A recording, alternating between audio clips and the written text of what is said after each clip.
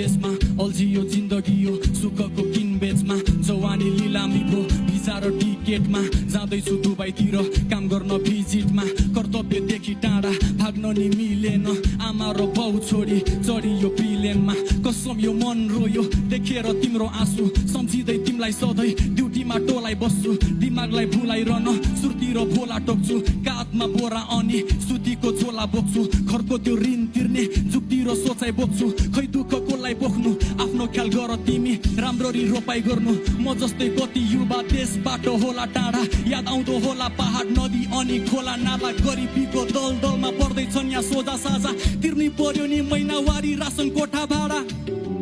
सुन साइली साइली परदेशबाट Maula सुन साइली साइली 40 गतेसी रमाउला